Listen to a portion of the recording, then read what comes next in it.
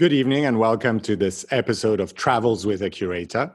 I am Xavier Salomon, the Peter J. Sharp Chief Curator at the Frick Collection.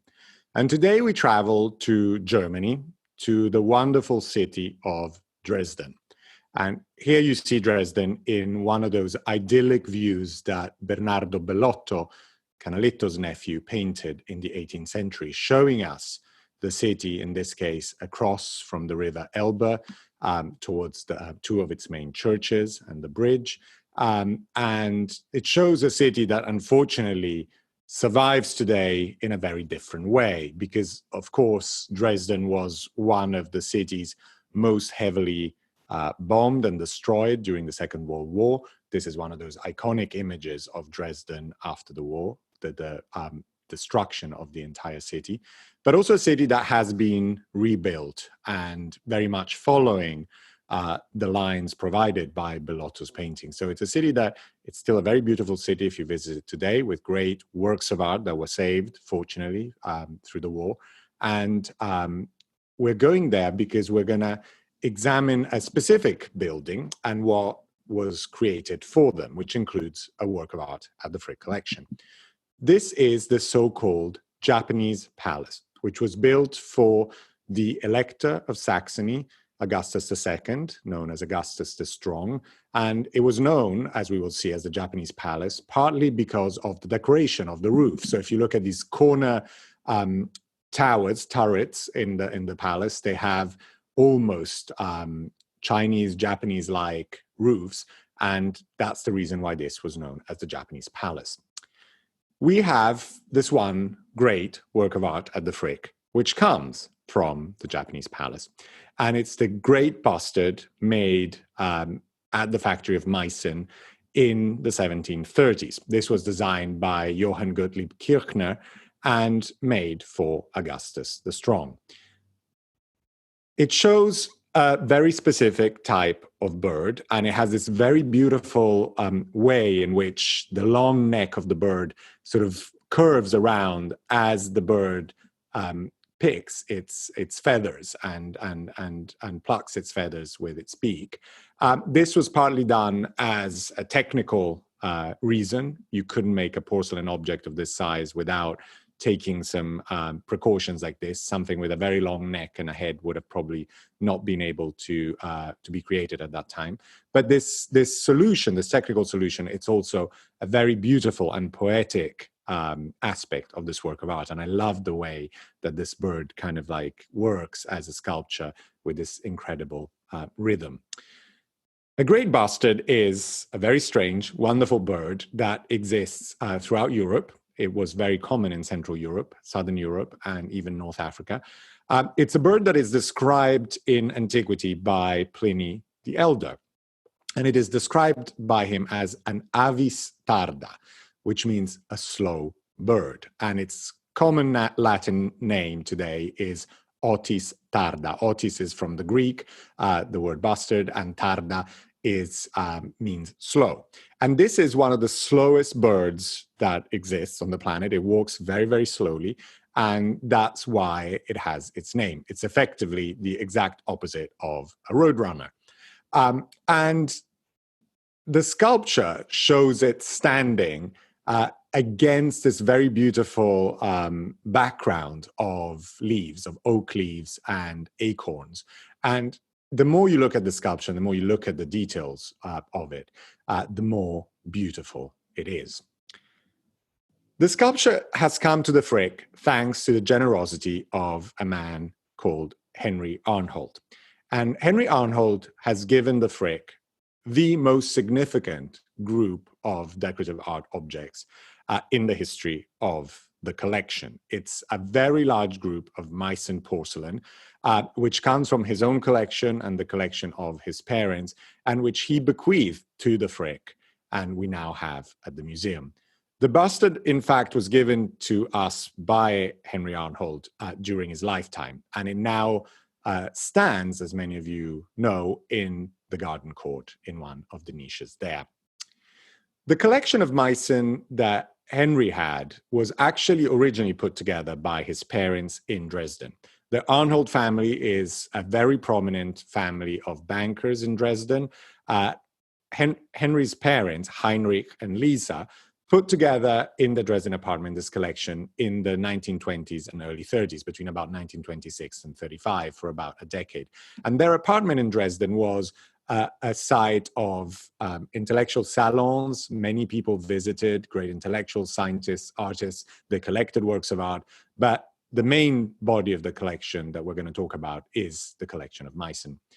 Of course, in 1935, things were drastically changing for the worse in Germany, and the Arnold family left Germany and moved eventually to the United States. And so the young Henry Arnold and his wife left the city, of course, this very tragic change of circumstances, and sought a better life in the United States, establishing themselves eventually in New York City, where the Meissen collection finally arrived, and where then Henry proceeded to enlarge quite drastically the collection, acquiring many more pieces.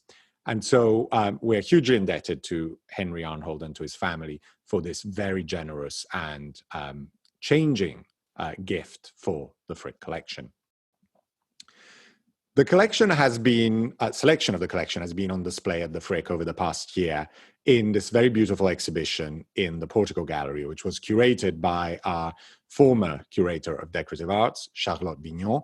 It was the last show she worked on at the Frick before leaving and moving to France, where she has a job at the Musée of Sèvres. And she displayed the collection according to color and formal qualities of the painting, so of the porcelain, sorry. So each piece is grouped as in a selection of objects chosen because of the color, so blue and white, gold, green, red and white, all the way down the portico. And this exhibition was entitled Henry Arnold's Meissen Palace. And the celebration of Henry Arnold is linked to the figure of Augustus II, Augustus the Strong, and his own Meissen Palace. Augustus II was born in 1670 and died in 1733, and he was the Elector of Saxony, but also King of Poland. And he ruled between Dresden and Warsaw, moved between the two courts. Here you see him in a very grand portrait by Largillière. And Augustus was obsessed with porcelain. He collected Asian porcelain from China and from Japan and had a huge collection, to the point that there is a famous story that he actually swapped a regiment of dragoons from Saxony with the King of Prussia in exchange for porcelain. So this porcelain mania resulted in the 17 teens with the discovery of the recipe for porcelain in Dresden. And so the very first European-produced porcelain in the Western world, outside of China or Japan, was produced in Dresden in the 17 teens. And of course, because the people who invented porcelain and, well, reinvented it effectively for Europe, were the keepers of this incredible secret, they were put in the fortress of Meissen, just outside Dresden, and produced porcelain there. And that's why the factory, to this day, still a functioning factory, is known as the Meissen factory, and it's still based in Meissen. Towards the end of his life, Augustus bought a small palace on the banks of the river Elbe. And this was previously the residence of the Dutch ambassador to Saxony. It was known as the Dutch Palace. And Augustus embarked in a serious renovation of this building.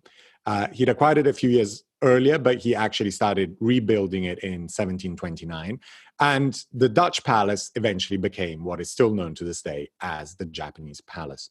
And the idea for Augustus was to put his porcelain collection all in one place in this palace, dividing it by different schools, dividing the Chinese and Japanese and European porcelain, but also dividing them by color. So the idea that our previous curator had of displaying Henry Arnold's collection by colors, it's something that very much looks back to this original display by Augustus the Strong in Dresden. Augustus never saw his project completed. He died in 1733 in Warsaw, and the Japanese palace was never actually completed as he intended it, and the collection was never really fully installed as the idea to begin with was developed in the early 1730s. But the palace remained a museum eventually, and it was used as a museum for antiquity, as a library, and still to this day, it is a museum. Even though the porcelain is actually not displayed there, but it's actually displayed in another of the royal residences, the Zwinger, in Dresden. And this is the wonderful installation that was made a few years ago for the porcelain in Dresden by the interior designer, Peter Marino. So Peter Marino worked on this wonderful over-the-top display, which looks back in many ways to the ideas that were developed for the Japanese palace in the 1730s. What you see in the slide in the center under this sort of Chinese baldachin and on the pedestals on each side are these large life-size white porcelain animals. And these are the cousins, brothers and sisters of the great Bustard at the Frick. The idea of having a menagerie in a royal palace was something that was very common. The kings of England had a menagerie at the Tower of London and in other royal residences. So did the French king at Versailles. And the same is true of the electors of Saxony. They had menageries with exotic animals in Dresden. But there was also the idea of having sculptures of exotic animals, lifelike and life-size, in royal gardens. And this idea goes back to the 1670s to Versailles, where a series of, a very large series of animal sculptures made out of lead and then painted with naturalistic colors decorated the garden at Versailles. And so the idea in Dresden to do that with porcelain animals very much followed this idea from Versailles. And here you see one of the sculptures from Versailles of this monkey riding a goat.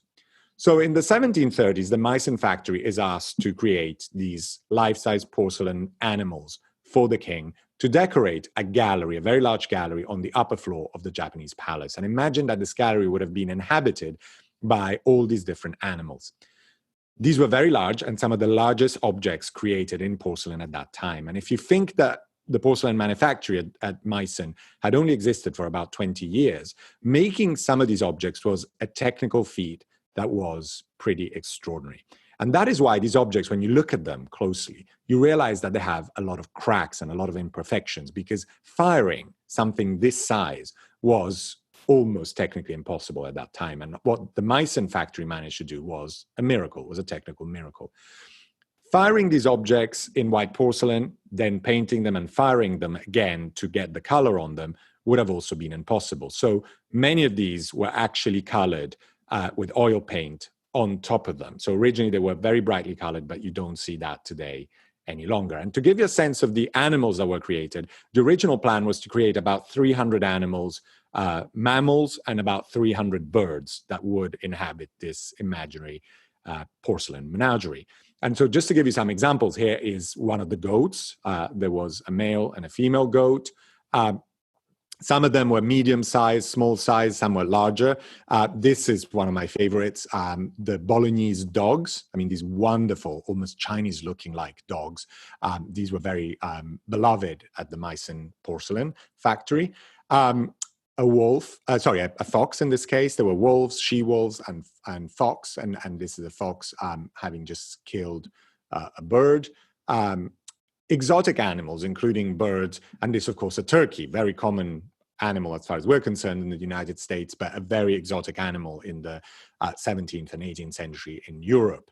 This is a very beautiful example of one of the Meissen turkeys, which is now at the Getty Museum in LA. But this, which is a vulture in the Art Institute in Chicago, gives you a sense of how colorful these probably were originally. So this is one of the ones that is painted and still has traces of that paint on them. And we have to imagine that the Great Bustard originally would have also been colorfully decorated with paint, oil paint. And unfortunately, that was then later removed. And now you have this bright white bird, but the effect would have been quite different. So imagine these great large porcelain animals painted with original colors of the actual animal, inhabiting this great space in the Japanese palace. We did something similar with Henry Arnold a few years ago, and we did a very beautiful exhibition at the Frick which was curated around the Meissen porcelain belonging to Henry Arnhold. But it was curated by the contemporary artist Arlene Chaquette, and it was a really, really fun, wonderful, very clever project. And Henry was fully behind it. He was alive at that point and really enjoyed it. And what we decided to do was to display the Great Bustard in the Portico Gallery, which looks out onto the Fifth Avenue garden.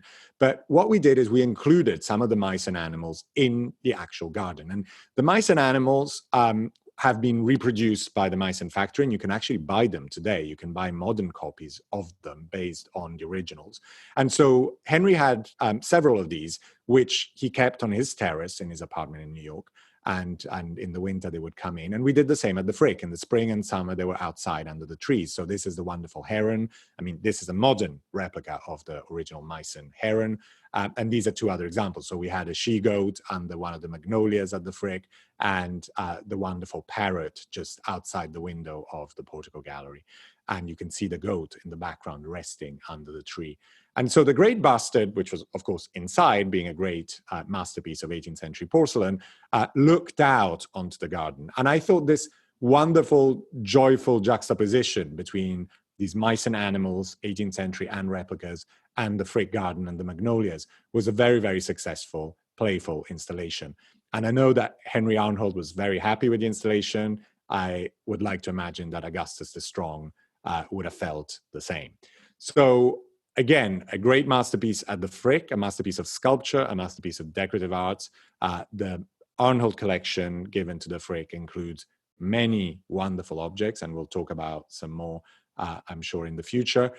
But today, I would just like to travel mentally to the Japanese palace, where, of course, today you would not be able to see the great sculptures, but a trip to Dresden to see the Meissen factory, the Meissen castle, and the wonderful display of porcelain done by Peter Marino there is really worth a trip.